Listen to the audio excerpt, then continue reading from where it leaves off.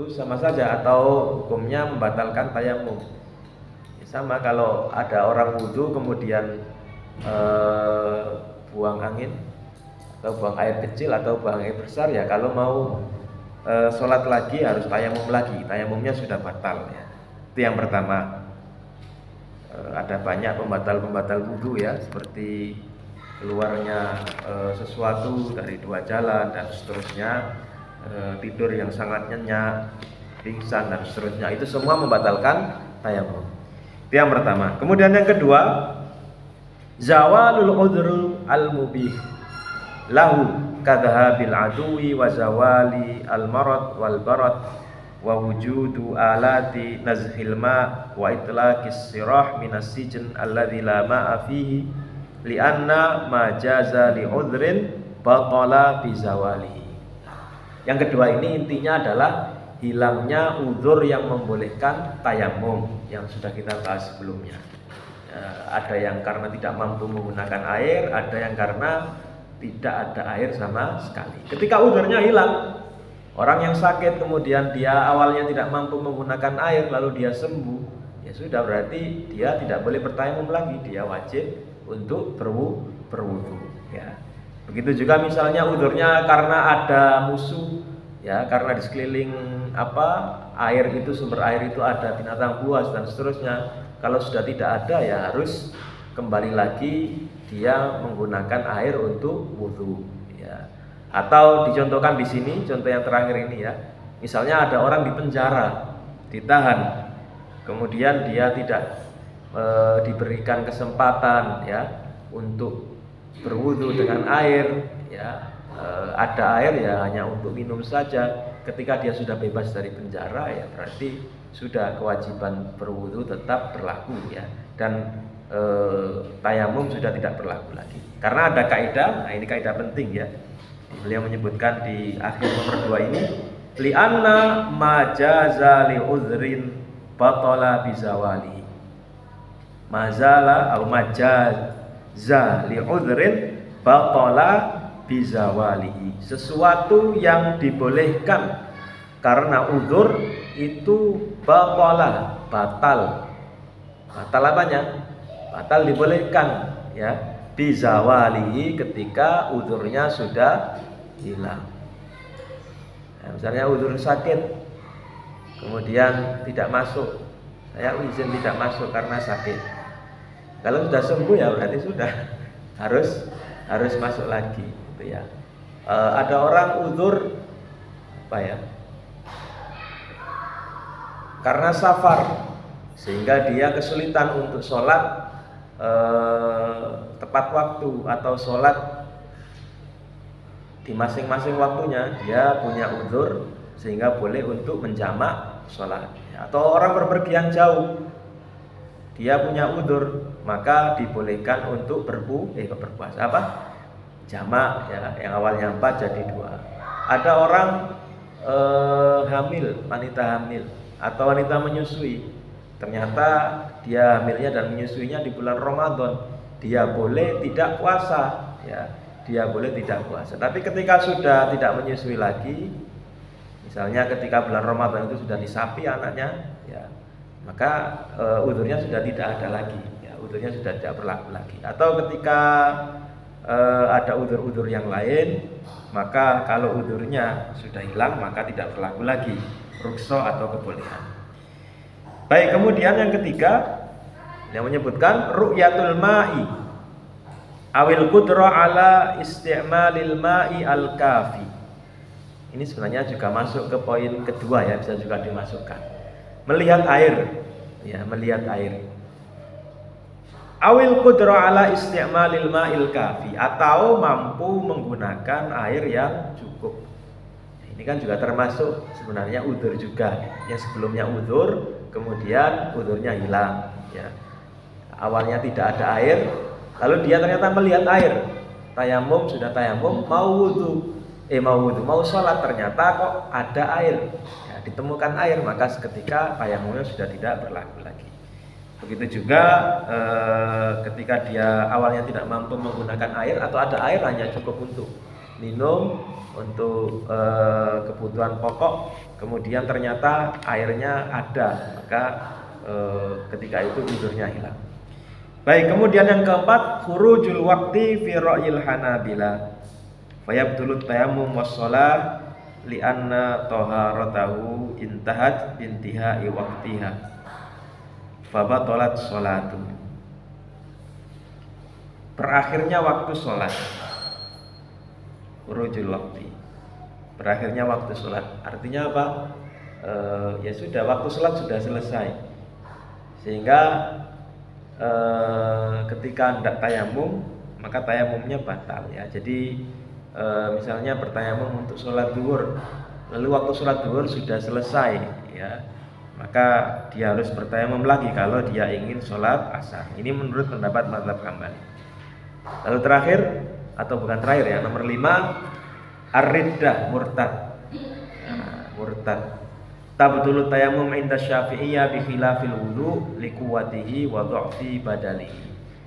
Ini setidaknya menurut pendapat mazhab Syafi'i, orang yang tayamum itu batal tayamumnya ketika dia murtad, beda dengan wudu. Karena wudu itu kuat statusnya dan tayamum itu statusnya lemah. Jadi ini hanya kasus tertentu ya. Ya otomatis ketika sudah murtad ya jangankan tayamum, yang lain saja sudah batal. Terakhir, al-faslut tawil bainat tayammum was shalah. Jeda terlalu lama antara tayamum dan sholat. Indal malikiyah listiratihim al-muwala bainahu wa bainas shalah. Nah, ini menurut mazhab Maliki. Menurut mazhab Maliki mereka mengatakan jeda yang terlalu lama antara tayamum dan sholat ini membatalkan tayamum. Karena mereka mensyaratkan al-muwala. Muwala itu artinya berkelanjutan.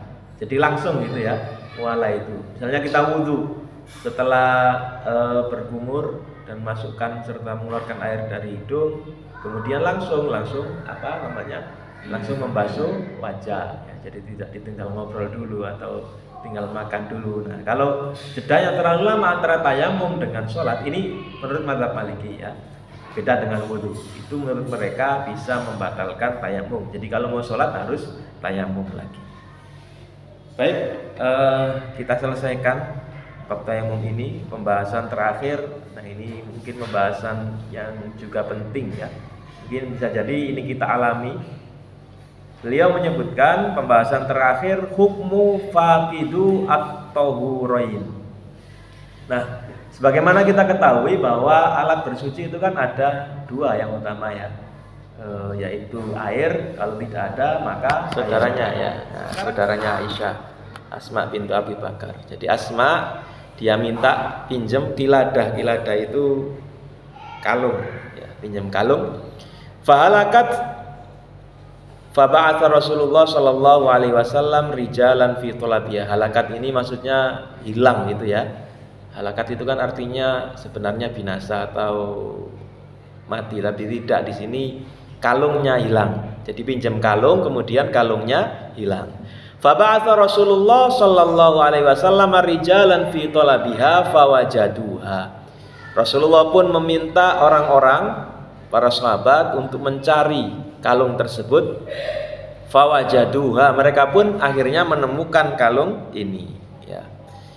Fa'adrakat humus sholatu wa laisa ma'ahum ma'un fasallu bi ghairi wudu'in. Nah, ketika itu mereka masuk waktu sholat, tetapi mereka tidak membawa air, tidak bisa menemukan air. Fasallu bi ghairi wudu'in, mereka pun sholat tanpa berwudu. Falamma atau Rasulullah sallallahu alaihi wasallam syakau dzalika ilaihim atau syakau dzalika ilaihi. Ketika mendatangi Rasulullah, mereka pun mengadukan hal itu kepada beliau. Fa anzalallahu azza wa jalla ayata at-tayammum. Nah, ini sebab nuzulnya. Ayat tayammum salah satunya adalah ini. Jadi orang-orang tadi itu mencari kalung milik Aisyah, yang kalung pinjam itu pinjam dari Asma. Ternyata mereka berhasil menemukan, tapi kemudian masuk waktu sholat, mungkin waktu sholat sudah hampir habis, tapi mereka tidak membawa air. Nah, ketika itu mereka pun akhirnya memutuskan, ini istiadat mereka sendiri sebenarnya ya, Mereka pun memutuskan ya sudah kita sholat saja apa adanya tanpa wudhu. Dan waktu itu belum ada perintah tayamum. Nah, maka ketika itu Allah Subhanahu wa taala pun menurunkan ayat tayamum. Nah, beliau menyebutkan di sini dari hadis tersebut, ai innahum sallu mu'taqidina wujuba dzalika walau kanatis sholatu khina idzin mamnu'atun la angkara alaihimun nabiyyu sallallahu alaihi wasallam. Yaitu mereka semua sholat karena mereka yakin bahwa sholat tetap wajib bagi mereka meskipun mereka tidak bisa berwudu. Lalu di hadis ini tidak ada pengingkaran dari Rasulullah. Beliau menyebutkan seandainya ya walau kanati sholatu khina idzin mamnu'ah la angkaru alaihimun nabiyyu sallallahu alaihi wasallam. Seandainya sholat mereka yang mereka lakukan tanpa wudu itu haram, ya tidak boleh, maka Rasulullah akan mengingkari mereka. Wa adamul ma'i fi hadhil waqi'ati ka'adamil ma'i wat turabi ba'da masyru'iyatit tayammum. Nah, ini logika pendalilan para ulama. Ketidakadanya air pada kejadian tersebut, ya, kejadian sahabat tadi, karena tidak ada perintah tayamum, mereka juga tidak tahu harus melakukan apa kalau tidak ada air untuk wudu, ya. Ketidakadaan air di kejadian itu seperti ketiadaan air dan debu setelah disyariatkannya tayamum, ya.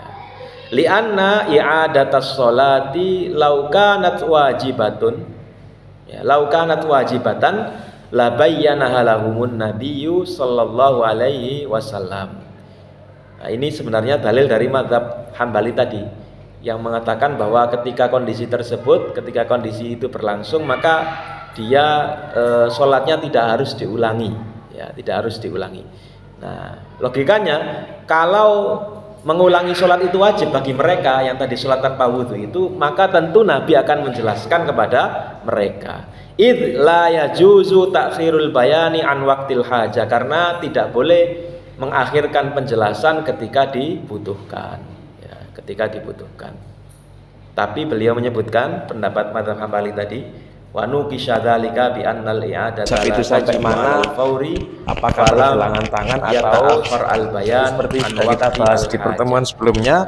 Ada yang membantah pendapat mazhab Hambali tadi dengan mengatakan bahwa mengulangi itu tidak wajib, harus segera dilakukan. Sehingga pada kasus itu Rasulullah tidak mengakhirkan penjelasan ketika dibutuhkan. Intinya dalam masalah ini ada 3 pendapat tadi, ya. Pendapat pertama mengatakan bahwa sholatnya tetap wajib, kemudian wajib mengulangi ketika uzurnya sudah hilang. Ini pendapat Syafi'i dan Hanafi. Kemudian pendapat kedua, sholatnya tetap wajib, tetapi ketika sudah dilakukan maka dia tidak wajib mengulangi, ya, tidak wajib mengulangi sholat yang dilakukan dalam kondisi darurat tadi. Dan yang terakhir, pendapat mazhab Maliki itu malah menurut mereka gugur sholatnya dalam kondisi tersebut. Nah, ini mungkin kasus ini bisa dikiaskan atau bisa kita samakan dengan kasus-kasus yang lain. Ketika kita melaksanakan sholat tapi ada syarat-syarat yang tidak bisa kita penuhi. Apa contohnya? Ini kan masalah toharoh, ya. Syarat lain misalnya kita tersesat, tidak tahu arah, tidak bawa HP, nah, kemudian suasana mendung. Itu kan kita tidak tahu kiblatnya mana, ya. Nah, tidak tahu kiblatnya mana. Itu kan juga sama dalam kondisi ini, ya. Atau apa lagi? Contoh lain. Selain ini kan tidak tahu waktu kiblat, ya. Atau ada orang syarat-syarat sholat itu kan wajib menutup aurat, ya. Punya pakaian tapi tidak cukup untuk menutup aurat dan seterusnya. Nah, itu berarti berlaku 3 pendapat tadi, ya. Ada yang mengatakan tetap wajib sholat tetapi wajib mengulangi. Nah, ini kalau dalam bahasa mazhab Syafi'i itu sholat dihormatil waktu. Biasanya yang sering itu kiblat itu tadi, ya. Dalam kendaraan misalnya di kereta api. Nah, di kereta api kita perjalanan malam, tapi perkiraan tiba di lokasi itu jam 6 pagi. Kalau maghrib isya kan bisa di jamak qashar, mungkin sebelum berangkat, gitu, ya. Tapi kalau subuh kan nggak bisa. kita kan berarti subuh itu masih di perjalanan. Nah, ketika itulah maka kita berada dalam kondisi kita harus sholat ketika itu.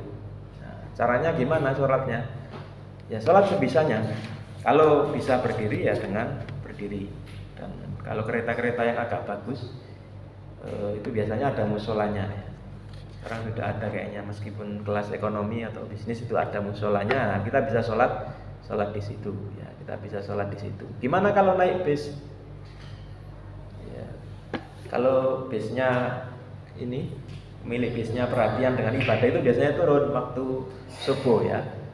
Tapi katakan misalnya bisnya ini tidak turun waktu subuh, tidak terpaksa kita harus sholat dengan duduk di dalam bis. Nah, itu contoh kasus ketika kita sholat dalam kondisi ada syarat-syarat sholat yang tidak bisa kita penuhi. Maka tetap kewajiban sholat itu harus kita laksanakan. Nah, kalau mau diulangi atau tidak itu ada dua pendapat, tadi bisa dipilih. Baik, mungkin cukup itu pembahasan kita di siang hari ini. Sebelum saya akhiri, ada yang didiskusikan, silakan.